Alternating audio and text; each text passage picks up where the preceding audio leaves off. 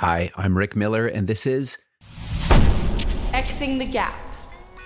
It's Mother's Day today, and my Mother's Day gift to you is a conversation with Sian-Pierre Regis and his mom, Rebecca Danigelis. They're the team behind the internationally acclaimed documentary film Duty Free, which has now been seen by over 1 billion people around the world and has changed the conversation around ageism.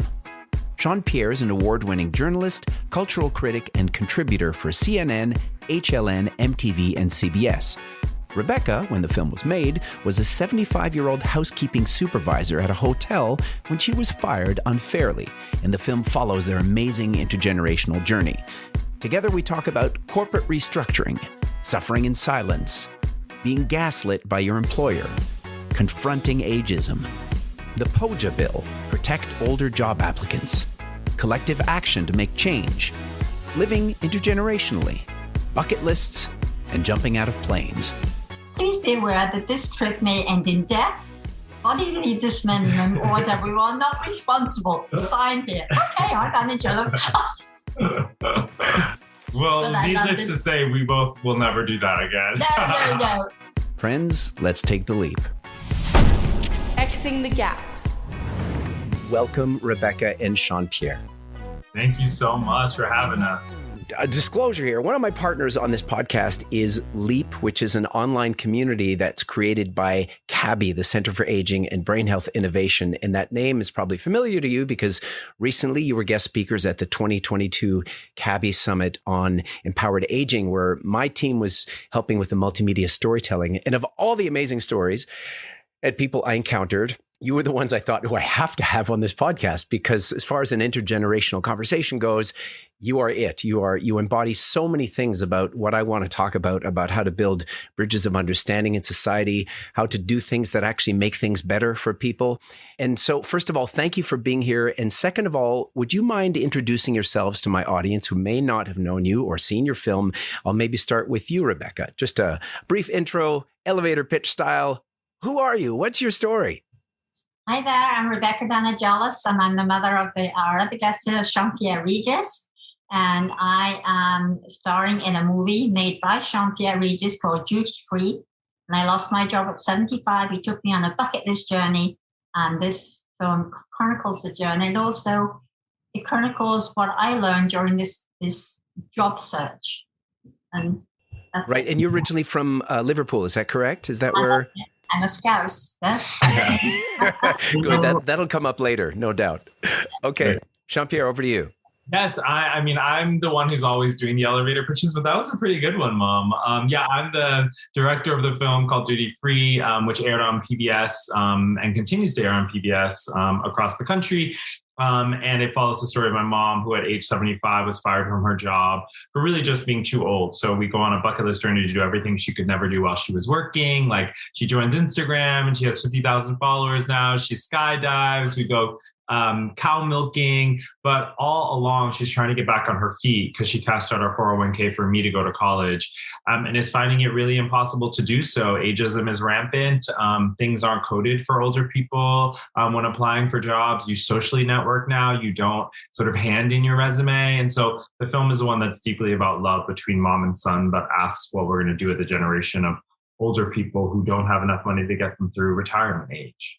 Right. I can tell you've done this before because you packed your intros into a shorter time frame than any of my guests have ever done before. I got down to a science. So Duty Free, it started a long time ago, and there were many, many stages to it. And, will there be a sequel? I don't know. Duty Free 3 in 3D or some crazy, stupid thing like that. We have been asked for there to be a sequel. It has been 6 years now since I shot the first frame of the film. And on his phone. On my phone. Mm-hmm. And, my mom started giving me calls, and when she felt like she was being pushed out, and I started recording mostly for documentation purposes. But then once she was fired, really, was full force on the idea of really wanting to show her everything that she missed out on while she was behind a hotel curtain, working for her 2 kids. it was really learning by doing in terms of creating a film, and also sort of building a new relationship together between us, right? Because not only was I her son, but now I was director of a film of her story. So the entrusting of that story and what that meant to her took some time. Fundraised for the film many times. We launched a Kickstarter to raise $60,000 initially, and then continued to fundraise. Got into a ton of festivals, and we're a top grossing ticket at many of them. Then we're in theaters, then got a ton of press, then got a PBS deal. And then we're most recently, just in London, opening the film, and in Liverpool, opening the film in cinemas there. And so it really has had a global reach. The story has been seen by some 1 billion with a B people. It's been an incredible journey. Yeah, there's a section in the film where you're reading basically tweets from Sri Lanka, or not tweets, but Instagram comments, and it's a wonderful discovery of how far we can reach these days. Rebecca, having the film in Liverpool and in the UK, did that have any extra resonance for you? Oh, really, really? Well, my family could be there. My family just live on the other side of the River Mersey now, but all my family could be there. A wonderful crowd, great questions, and people could see the different places in the movie, like they recognized them. And so it really was very heartwarming, very heartwarming. When did you cross the Atlantic? At what point in your life did you move to America? I came to America originally in 1968, and they needed somebody to promote British tourism. So me being in the government already, I came to America. I sang an English song, danced an English dance, played an English game all over America. And this was in the 70s. Yes. In the 70s, okay. Yes, 1968, 69. Yeah. While here, met my ex-husband, who was teaching linguistics at Wayne University. I went back to England. He sent me a proposal to marry him, come back here. And she's never left. Never left. Duty Free. It's the title of Sian-Pierre's film about his mom, Rebecca. Here's the trailer. This is my mom, Rebecca. Hello. She raised me and my brother in a tiny apartment. To make ends meet, my mom spent 50 years as a hotel housekeeper, and she always assumed she'd have a job. Smile. When I went to college, she cashed out her savings to put me through school. Then all of a sudden, her story took a turn. I just got fired. They want me out. I've seen it happen with other people in my age group. Her story was more universal than we could have ever imagined. There ain't no reason anybody's gonna hire somebody that's 75 years of age. I want you to write out a list of all the things you could never do, kind of like a bucket list, and I want to do them. I couldn't get my mom a job, but what I could do was tell her story. Mom, you are on the homepage of USA Today. Wow. Hello from Sri Lanka. Sri Lanka, India, China, Argentina, reaching out, understanding the story. One of the great joys of being a mother is to see love come out in simple ways. 77! You have one chance at life. For God's sake, live it the way that makes you comfortable. Let's see your best hip-hop move. It doesn't matter what anybody else thinks. This is your life.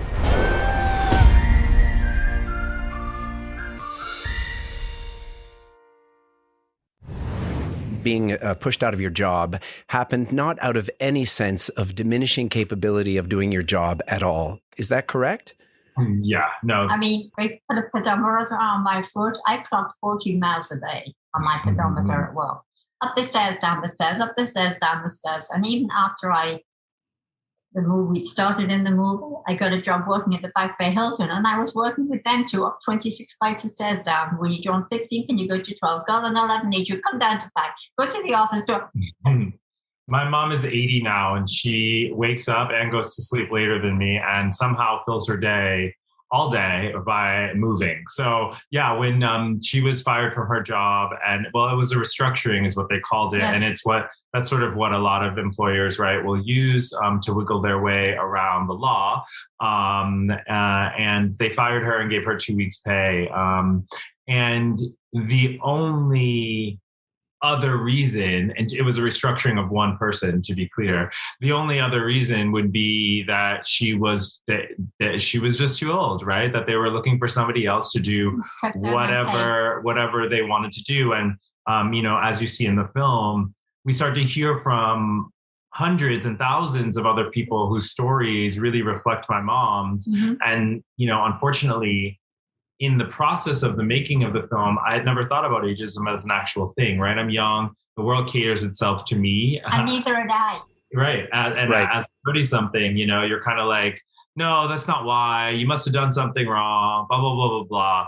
But then it was only by way of platforming this story that we started to realize, oh my God, all of these people suffer in silence. But the fact is that there is a collective tissue that ties a lot of these people together. It's the fact that they're victims of age discrimination. Why do they suffer silently, you think? Is it a sense of feeling useless in society, being made to feel somewhat useless?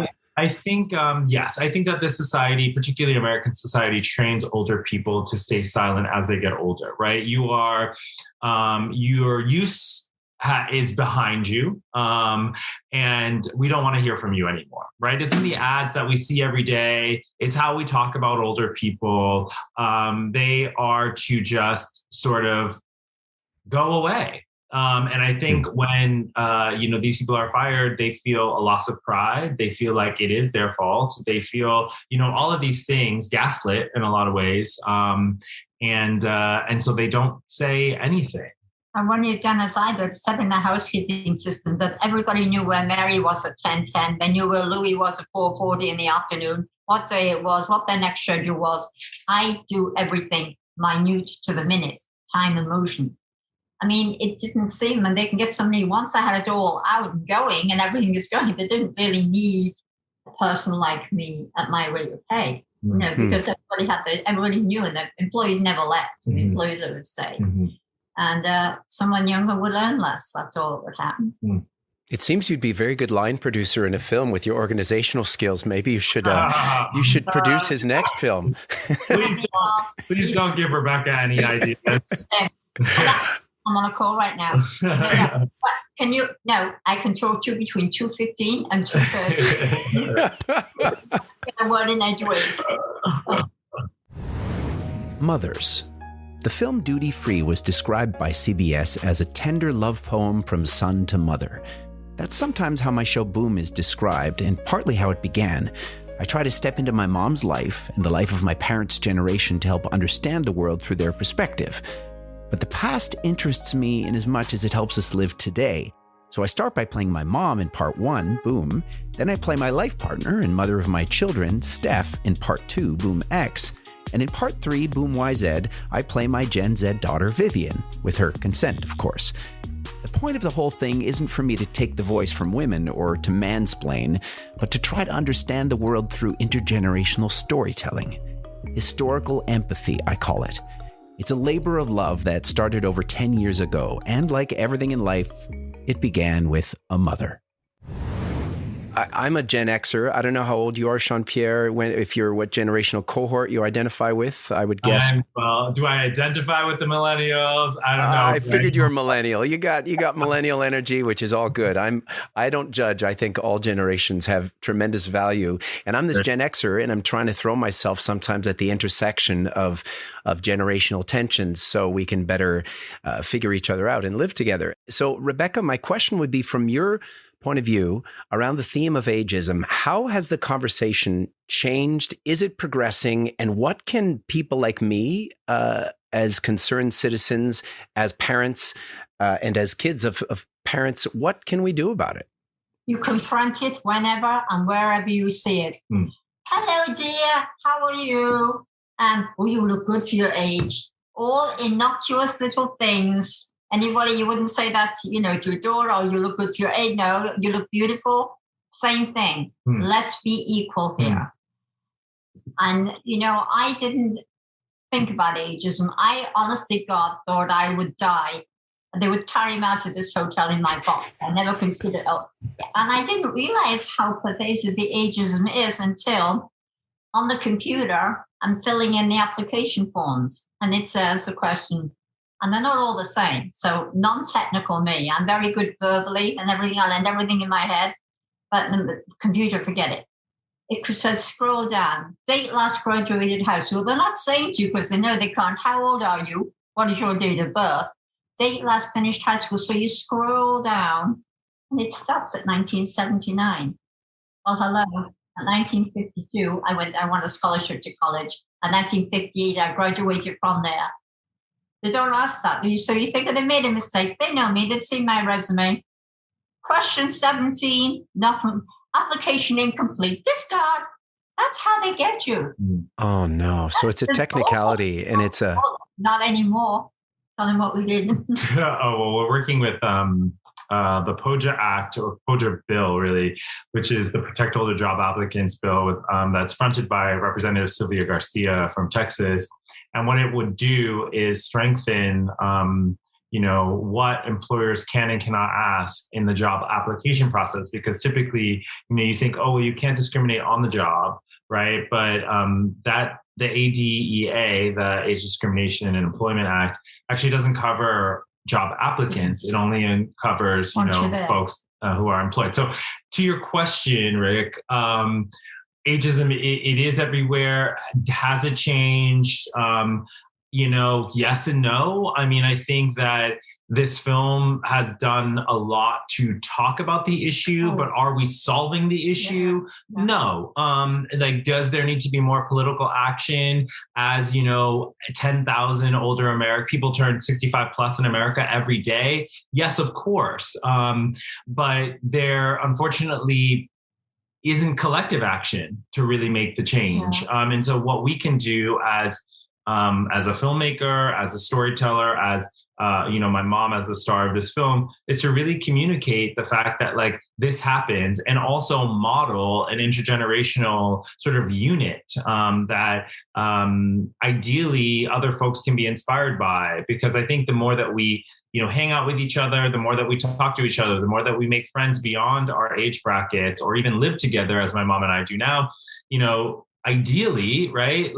We start to see people as people, humans as humans, not as, 60 plus or, 25 and under, or, and then finally, I just think that there needs to be a ton of narrative change that needs to happen. And there are no films out there that star an older woman like my mom with a real story. All of the stories about older people, play into these tropes that have been created, right? That they are old, that they are frail, that they are in need of care, that they, all of these things that actually aren't true most of the time, or a lot of the time. Yeah. So where are the narratives that really reflect what older people look like today?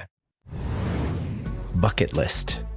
Most of us have now heard of the term, meaning a list of things you'd like to do before you die, or kick the bucket.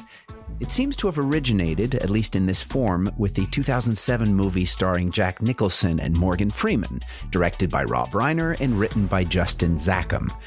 Apparently, Zackham had created his own bucket list, and the first item on it was to have a screenplay produced at a major Hollywood studio. Then he thought, wait a minute, why don't I make the film about the bucket list itself? So he wrote a screenplay about two terminally ill men who put aside their differences and go on a bucket list road trip. It was named one of the top 10 films of the year by the National Board of Review. I guess Justin can check item number 1 off his list. At what point did you realize that you needed to shift the narrative of your own film and turn it into a bucket list film for that section? Yeah, that's a good question. I mean, in real life, and of course this film is a documentary film, so it is real life.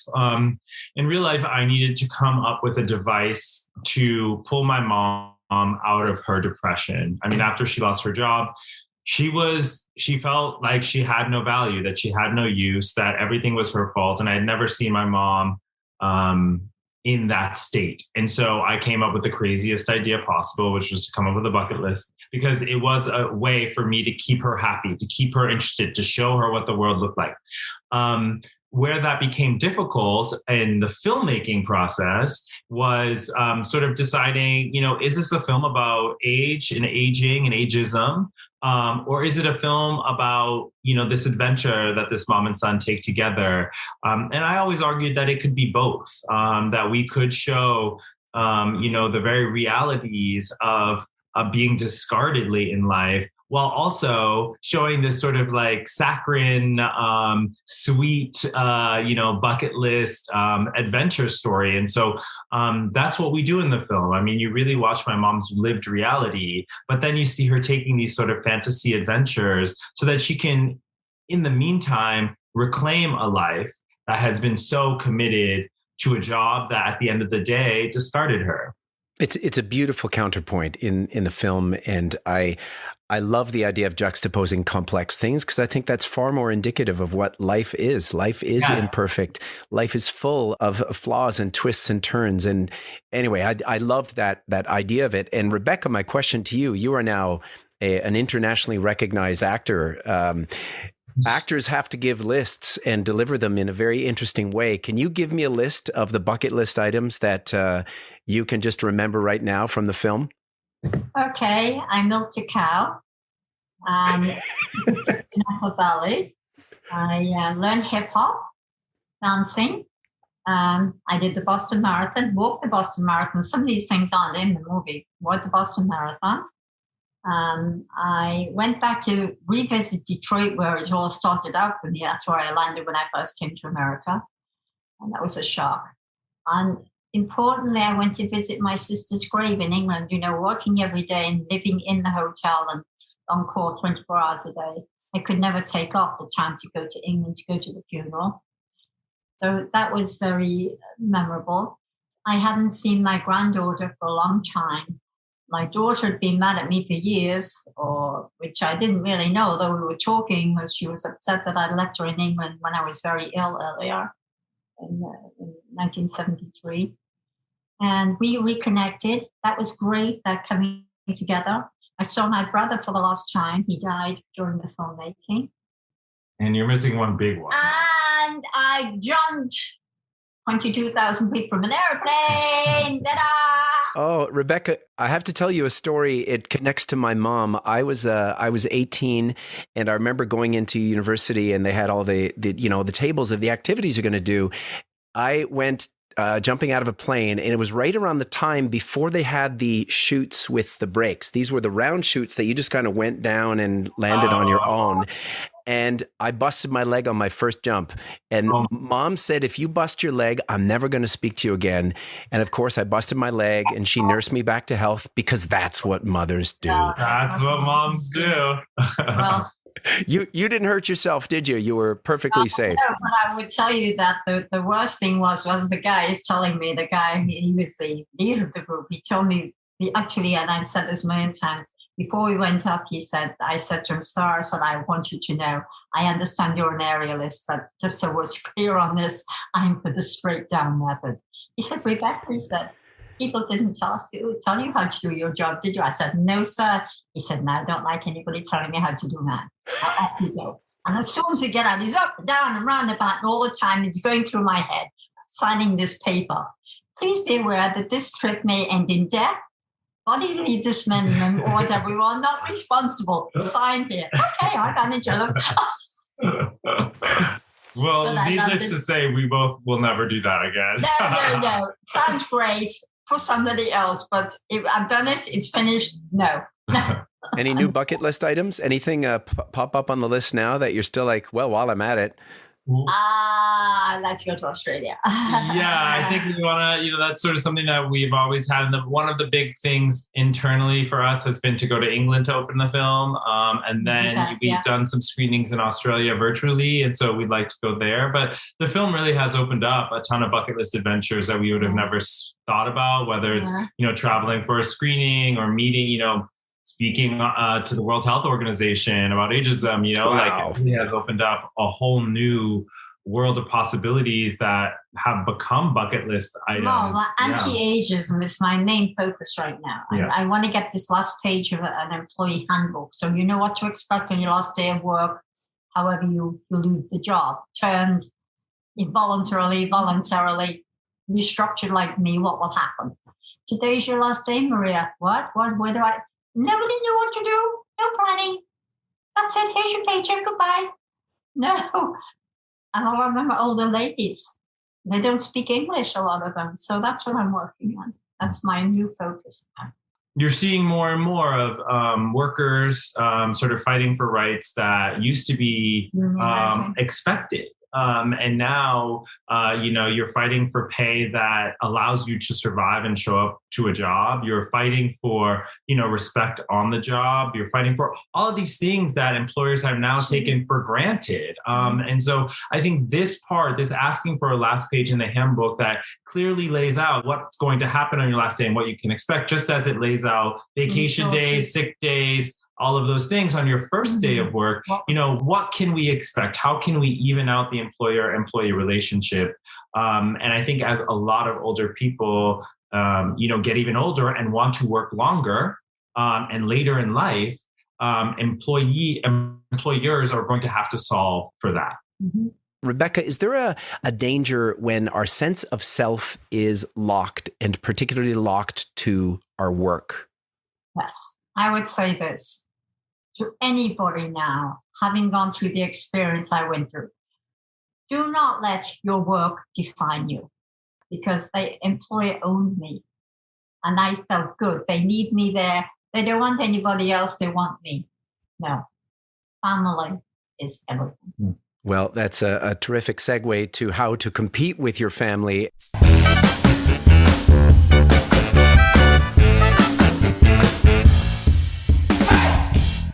Here we go. I'm going to start with questions for each of you, and I will direct them to one person, and I'll give you a few seconds to answer it. If you don't get it, I'll probably do something like, and I'll offer it to the other person.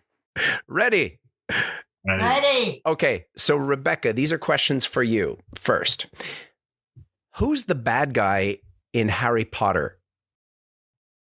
Actually, no idea. Well, that's good, because you're not even supposed to speak this person's name. So, Sian-Pierre, I'll let you open that door. Is it Voldemort? Yeah, there you go. He says with a question mark. You know that. I mean, just confirming. Rebecca, can you name any character from the Harry Potter books? Harry Potter. There you go. I'll give you an easy one. Very good. That was a very clever answer. Okay, name any hip-hop artist. Kanye. Yeah, Kanye West. He's, one of the best. Okay. Which famous doctor influenced a whole generation of parenting with his book, Baby and Child Care? Dr. Spock. That's right. Did you know that, Sian-Pierre? No. No. They call baby boomers the Spock generation because of it. At least in America, they do. Oh. Name a Vegas hotel. Caesars. Yeah, Caesar's Palace. Okay, give you that one. Sian-Pierre, can you name another? Oh, yeah, Win. Oh, okay, there you go. Name a line from Shakespeare, Rebecca. Ouch, ouch, damn spot. Great. Name the play. Macbeth. There you go. Did you know that, Sian-Pierre? Of course. Name another Shakespeare line, Sian-Pierre. Romeo, wherefore art thou, Romeo? I think you know where that one comes from. Okay. Another hotel question. What is the famous motel from Alfred Hitchcock's Psycho? Rebecca. Oh, gosh. It's a motel. Yeah, motel. I think the filmmaker knows this answer. Yeah, Sian-Pierre? Bates Motel? Bates Motel, you got it. Okay. Rebecca, name a Monty Python movie. You don't have any idea? No, we didn't. When I grew up, we had black and white movies. I mean, I didn't go to watch movies or anything. I was in school studying. Okay. Sian-Pierre? Well, honestly, I don't know either. Isn't it Monty Python in the Sorcerer's Apprentice? Yeah. No, that's Harry Potter again. No, okay. And the Holy Grail. Yeah, and the Life of Pi. No, Brian. Life of Pi. That's so good. That was a book. Okay. Let's see. Name a TV show starring John Cleese, and he ran a kind of bed and breakfast sort of hotel scenario, and it was called Faulty Fawlty Towers. Yeah, okay. Sian-Pierre, I'm going to throw some questions to you. Between Winston Churchill and Boris Johnson, there have been 13 British prime ministers, including 2 women. Name them. Margaret Thatcher. Yep. And Madeleine Albright? No, she wasn't a... No. Rebecca, save your son. Please, Madeleine. More recently, it was... Oh, she doesn't know her own history. Theresa May. May. Okay, there we go. Sian-Pierre, name 2 members of Led Zeppelin. Oh, God. 1 member of Led Zeppelin. I'm lowering the bar mid-question. Led Zeppelin. There you go. Rebecca. No idea. No idea. You didn't know either. Robert Plant, Jimmy Page, John Paul Jones. Okay, here I'm going to play a song on the guitar, and you have to name this. This is a famous British punk band. Darling, you've got to let me know. Should I stay or should I go? Who sings that? Should I stay or should I go now? They're British? Yeah. It's like it's not the Sex Pistols. It's the other super famous Rolling Stones. No. Oh, they're not a punk band. Oh my God. It's the Clash. It's the Clash. Of course. See, like I've heard of these people, but I know them. Okay. All right, Sian-Pierre, name one of the original 3 tenors. You know, the big opera singers. Oh, I know. Probably the biggest opera singers. Bocelli. Not Bocelli, no. Rebecca. Pavarotti, Luciano Pavarotti, Jose Carreras, and Placido Domingo. Sian-Pierre, name Queen Elizabeth's children. Andrew, Charles, Rebecca. Andrew, Andrew, Charles, and Anne. Anne, and the youngest is the son. Wow, the royalist in my mom is all messed up now. Oh. Putting her on the spot, Edward. Remember Edward? Poor Edward. Yeah, poor Edward. Okay, and final question about the Queen. Queen is about to celebrate another jubilee, and Charles is about to travel to Canada, and they're doing a whole tour to make things good again in the royal family. What is this particular anniversary? It's it's her 70th anniversary of her jubilee, and I was a queen. I was at her coronation. I was a flower girl. Mm-hmm. Really? You were a flower girl in 1950? 1953. Everybody during the second. Every village had a little representative. You had to be 12 years of older, and I was from Liverpool. Yes. That is amazing. Okay, Liverpool question. Sian-Pierre, name another band other than the Beatles from Liverpool. Other than the Beatles. Yeah, because that would have been just like a piece of cake. The Mersey Beats. Okay, what about the song Ferry Cross the Mersey? So ferry cross... Jerry and the Pacemakers. Pacemakers, there you go. I used to take the ferry across the Mersey. My mother died in 1956, and I was still going to that Liverpool Girls' College. And I went to live with my sister in Hoylake across the Mersey. And every day I took a 30-mile trip. I used to take the train to Birkenhead, ferry across the Mersey, then the bus, and the same thing coming back. Yeah. So ferry. And Jerry and the Pacemakers have actually been in our living room because they live in West Kirby. So they used to come, and that was the age that we were.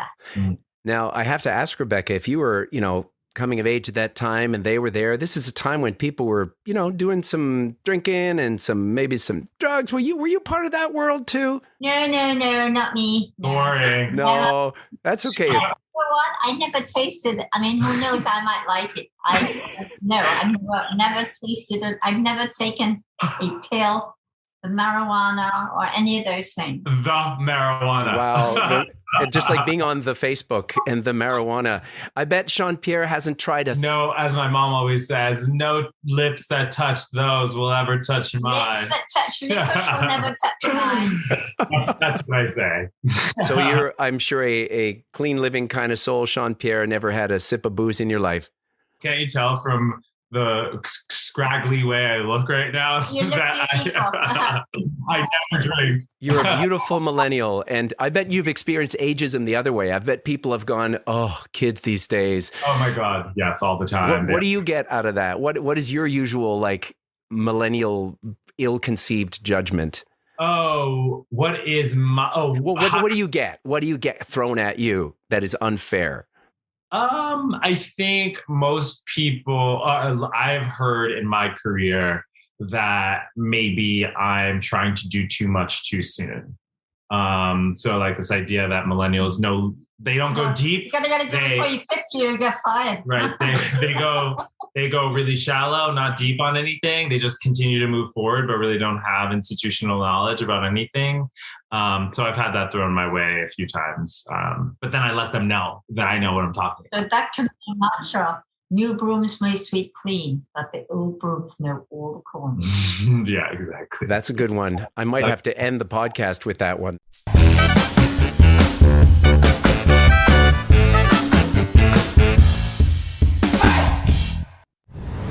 Again, an amazing film. I hope we can stay in touch, and I'll send you the link when I have the episode all put together. Merci beaucoup. Je comprends, Rebecca, que tu parles français.